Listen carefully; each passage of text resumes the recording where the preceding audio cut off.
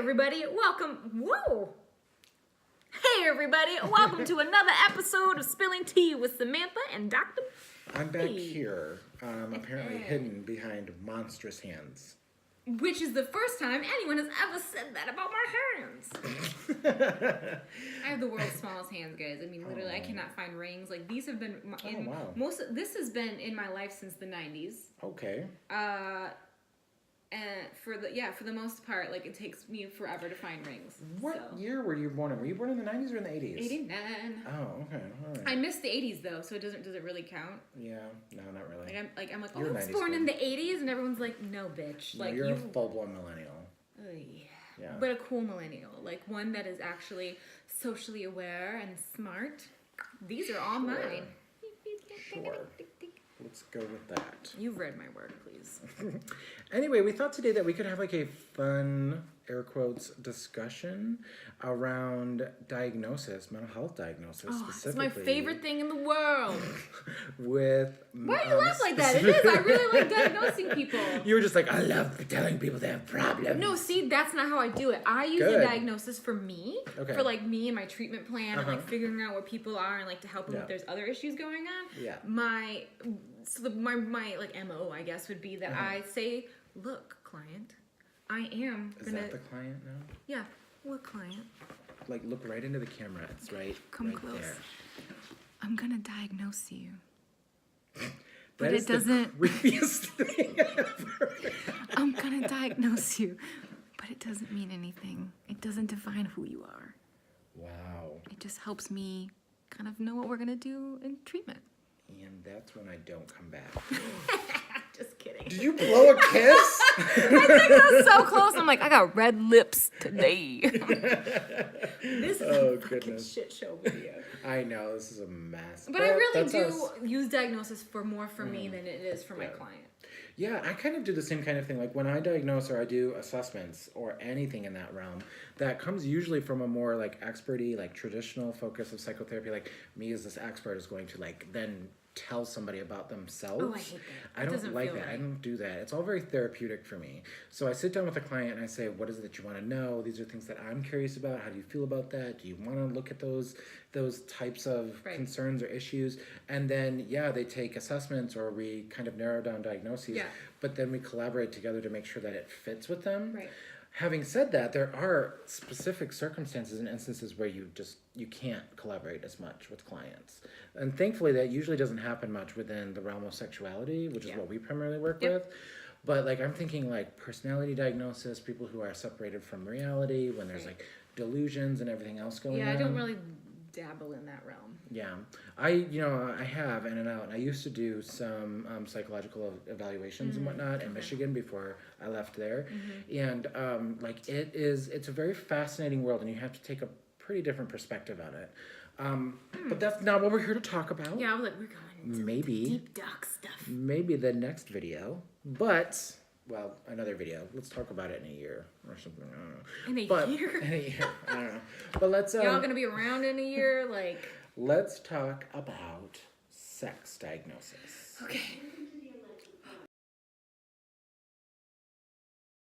A university competition to advance AI.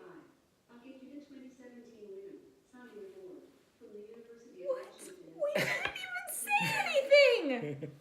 I really hope this is on camera. Alexa, my Alexa, literally stopped talking. Stop, Alexa! Beep. Yeah, I turned her off. Thanks for chatting. Oh. I don't know. I'm not trying to talk She's with you, still Alexa. talking. Oh, God. I pressed It's the still button. off. Off! Off. Yeah. Press this button. I don't know. What did you... Is it off? Yep. It says it's off. Okay. Well, sorry about that. So, Alexa... Oh my God. She's... Off. I say, Alexa, stop. Off. Got it. To try another winning social life. Just walk away. Just walk away. Don't say anything. Okay, I'm going to be quiet for a minute.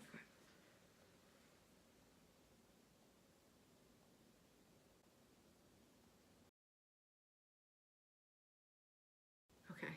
Y'all, She started talking out of the blue, talking about university what?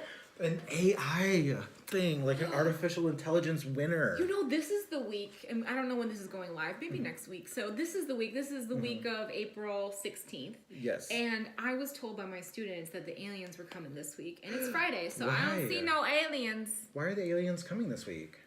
Because there was like a video or audio from the black box of the Malaysia flight that had been lost a couple years ago. And on the audio it says the aliens got us. Were they shielders? Maybe. Anyway. Find out May 21st, wherever books are sold. So let's like reel it back in. Yeah, sorry about that. That was scary shit. That was weird. I can't wait to watch this video. So in terms of sex diagnosis, there's like several. Okay, so there's female sexual arousal interest disorder, erectile disorder, premature ejaculation, or what's called early ejaculation in the DSM-5. There is genital pelvic pain or penetration disorder. There's fetish behavior disorders, obsessive anxieties. Would you count gender dysphoria in there? I don't. Okay. Because when we're talking about sex, we're talking about sex. Gotcha. Like more as like the definition. act? Yeah, definition of the word sex. Cool. So I actually, I really appreciate gender dysphoria being its own chapter because they did pull it out and separate it from the sexual issues. But the thing is that that's good because sex and gender are completely separate and different. But now gender is its own thing. Some people would argue with me. I'm throwing shade, sorry. But, You're my student. You should know better. This video is so fun. It's like our real personalities coming out. No, so gender is very different, but I do appreciate it being its own chapter because one of the things that most people who are dealing with gender identity issues suffer from is the fact that they can't receive services without an accurate diagnosis, like in terms of transition services or the ability to receive any kind of medical treatment associated with their gender transition. And so a lot of people need that. It's essentially an incredibly necessary evil. You mean the DSM or diagnosis? No, in general? like gender dysphoria specifically. I see. Like I just don't like the I was like, verb yes, the usage. DSM is a necessary evil. Yeah, just that one kind of irks me at times. You know why it does? Is because some Mm. people use it as like a negative label. Yeah, People use it to control, shame, misunderstand the whole process of transitioning and being in the world in that way. Yeah. So that's why it doesn't feel right. Yeah, true story. Sorry, I got really excited about something. All right, are we talking about something else? I feel like this is getting real heavy real fast. We were like Yeah, light we're not- and airy, and now we're like... We're not people heavy misuse. discussion people. We're essentially just like pretending. to- None of this means anything. Let us live. Aliens are coming. We're gonna cut so much from this. No, I like it. I like messy. Oh, okay, because you do the editing. Oh yeah, I have no power.